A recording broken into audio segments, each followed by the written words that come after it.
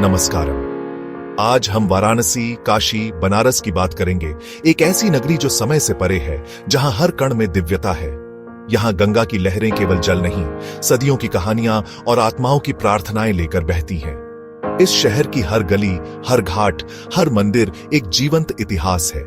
यहां मृत्यु भी उत्सव है और जीवन एक सतत खोज। लोग यहां मोक्ष की तलाश में आते हैं, पर पाते हैं स्वयं को।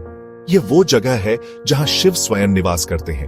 यहां आकर आपको लगेगा कि आप चेतना के एक अलग आयाम में प्रवेश कर गए हैं, जहां आत्मा का संगीत सुनाई देता है। तो चलिए मेरे साथ इस यात्रा पर। यह केवल एक पर्यटन वीडियो नहीं, बल्कि एक अनुभव होगा, काशी की आत्मा को छूने का प्रयास। हमारी यात्रा का पहला पड़ाव है काशी विश्वनाथ मंदिर। एक ऐसा धाम जो न केवल भारत बल्कि पूरे विश्व में अपनी आध्यात्मिक ऊर्जा के लिए जाना जाता है। यह मंदिर जो भगवान शिव को समर्पित है, सदियों से भक्तों की आस्था का केंद्र रहा है। इस नगरी का हृदय, इसकी आत्मा का केंद्र। काशी विश्वनाथ मंदिर वास्तव में इस शहर की धड़कन है, जहां हर पल जीवन और अध्यात्म का संगम होता है। कहते हैं काशी शिव के त्रिशूल पर टिकी है। यह मान्यता इस शहर की अमरता और दिव्यता को दर्शाती है, और यही ज्योतिर्लिंग उसका केंद्र है।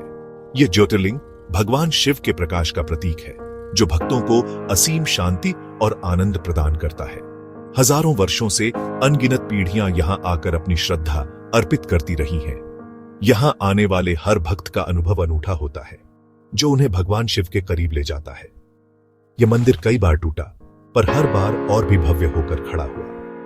यह मंदिर रेजिलियंस और आस्था का प्रतीक है, जो हर चुनौती का सामना करके और भी मजबूत हुआ है। गर्भगृह के सामने खड़े होकर उस ज्योतिर्लिंग को देखना एक ब्रह्मांडीय ऊर्जा से जुड़ने जैसा है। ऐसा लगता है मानो आप सीधे शिव के साथ संवाद कर रहे हैं, उनकी शक्ति और आशीर्वाद को महसूस कर रहे हैं। नया काशी विश्वनाथ कॉरिडोर मंदिर को गंगा से जोड़ता है।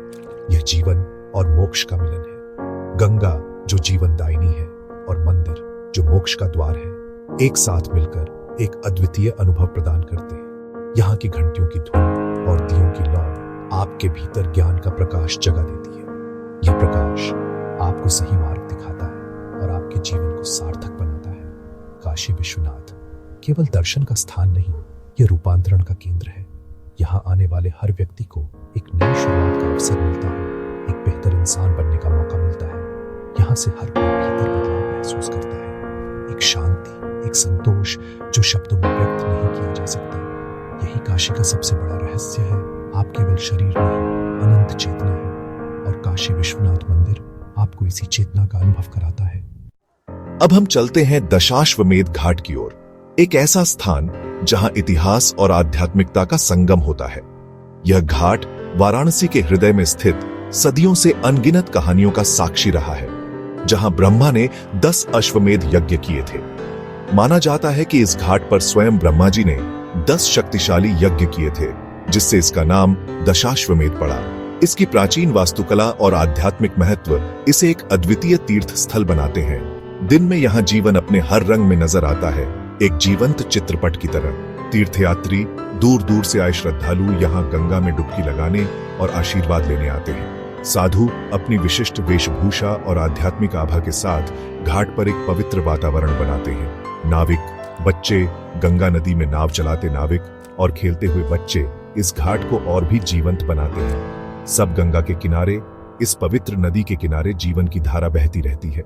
शाम को यहाँ गंगा आरती का जादू शुरू होता है, जब पूरा घाट रोशनी और मंत्रों से गूंज उठता है, एक संगीतमय प्रार्थना जो आत्मा को छूती है। यह आरती सिर्फ एक अनुष्ठान नहीं, बल्कि एक अनुभव है जो हृदय को शांति और आनंद से भर देता है। 7 पुजारी जब एक साथ आरती करते हैं, लयबद्ध ढंग से मंत्रों का उच्चारण करते हैं और दीपों को घुमाते हैं, तो एक अद्भुत दृश्य उत्पन्न होता है। तो लगता है पूरा ब्रह्मांड सिमट आया हो। ऐसा लगता है कि स्वर्ग और पृथ्वी एक ही स्थान पर मिल गए हैं। जलते दियों की लौ गंगा में प्रतिबिंबित होकर हजारों सितारों सा दृश्य बनाती है। यह दृश्य इतना मनमोहक होता है कि देखने वाले मंत्रमुग्ध हो जाते हैं।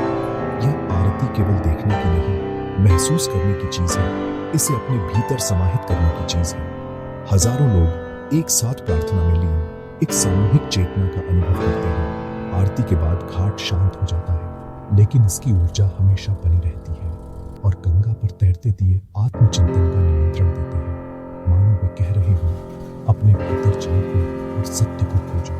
दशाश्वमेध घाट आपको जीवन का उत्सव और उसकी गहराई दोनों सिखाता है।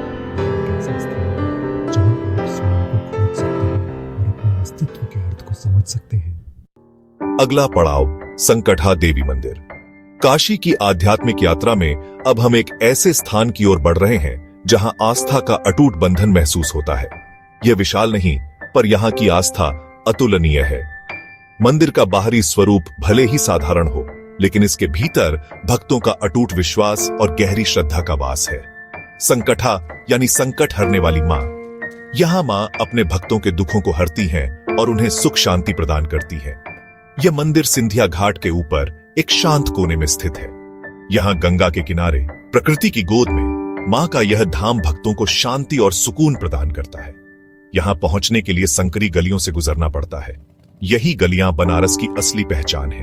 इन गलियों में चलते हुए आप बनारस की संस्कृति और जीवन शैली को करीब से महसूस कर सकते हैं। मंदिर के भीतर शांति और शक्ति का अद्भुत संगम है। यहां आकर आप एक अलग ही दुनिया में पहुंच जाते हैं, जहां केवल शांति और सुकून का अनुभव होता है। श्रद्धालु मां से अपनी व्यथा कह रहे होते हैं, अपनी परेशानियों और दुखों को मां के सामने व्यक्त करते हैं और उनसे समाधान और आशीर्वाद मांगते हैं। यहाँ की भक्ति दिखावे की नहीं, दिल से है।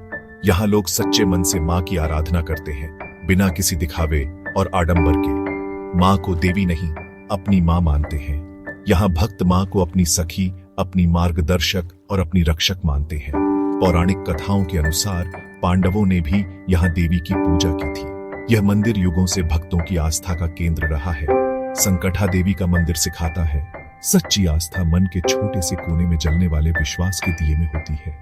यह मंदिर हमें यह याद दिलाता है कि भगवान हर जगह है, हमें बस उन्हें अपने दिल में महसूस करने की जरूरत है। यहाँ से आप नई ऊर्जा और विश्वास के साथ बाहर निकलते हैं। माँ के आशीर्वाद से आपके जीवन में सुख, शांति और समृद्धि आती है। अब हम हैं 80 घाट पर। यहाँ शांति, ठहराव और रचनात्मक ऊर्जा है। सूर्योदय से पहले ही यहाँ सुबह ए बनारस की शुरुआत होती है। मंत्र, यज्ञ और शास्त्रीय संगीत। गंगा किनारे योग और ध्यान का अनुभव आपको प्रकृति और अपने आप से जोड़ता है। 80 घाट विद्वानों, लेखकों और कलाकारों का प्रिय स्थान रहा है। तुलसीदास ने यहीं रामचरितमानस के अंश लिखे। यहाँ के कैफे में बैठकर गंगा को निहारना और गहरी चर्चाएं करना आम है। शाम को यहाँ का माहौल युवाओं से भर जाता है। संगीत, दोस्ती और जीवन का आनंद। 80 घाट दिखाता है कि आध्यात्मिकता का अर्थ है जीवन को पूरी जीवंतता से जीना। यह घाट आधुनिकता और परंपरा का सुंदर संगम है। वाराणसी की यात्रा सारनाथ के बिना अधूरी है। यहाँ बुद्ध ने ज्ञान प्राप्ति के बाद पहला उपदेश दिया। धमेक स्तूप उस ऐतिहासिक क्षण का साक्षी है जब 4 आर्य सत्य का ज्ञान पहली बार दिया गया। यहाँ का पुरातात्विक संग्रहालय और अशोक स्तंभ का सिंह शीर्ष भारत के गौरवशाली अतीत की याद दिलाते हैं। सारनाथ में थाई, जापानी, तिब्बती मंदिर हर एक अपनी शांति और वास्तुकला के लिए प्रसिद्ध है। इन मंदिरों में ध्यान करना सीमाओं से परे बुद्ध के संदेश को महसूस करना है। बुद्ध का मार्ग आत्म जागरूकता और आत्मनियंत्रण का है। शांति और मुक्ति आपके भीतर ही है। सारनाथ की यात्रा आपको जीवन और दुख की प्रकृति पर सोचने को प्रेरित करती है। वाराणसी के उत्सव के बाद सारनाथ की शांति यात्रा को पूर्णता देती है। तो यह थी हमारी यात्रा शिव के निवास से बुद्ध के उपदेश स्थल तक, गंगा की आरती से 80 घाट की सुबह तक। वाराणसी को शब्दों में समेटा नहीं जा सकता। यह एक अनुभव है जिसे हर किसी को स्वयं आकर जीना चाहिए। अगर आपको वाराणसी जाने का मौका मिले तो आप सबसे पहले कहां जाना चाहेंगे? अपने विचार कमेंट्स में साझा करें। वीडियो पसंद आया हो तो लाइक, शेयर और काशी ट्रैवलर को सब्सक्राइब करें। नमस्कारम।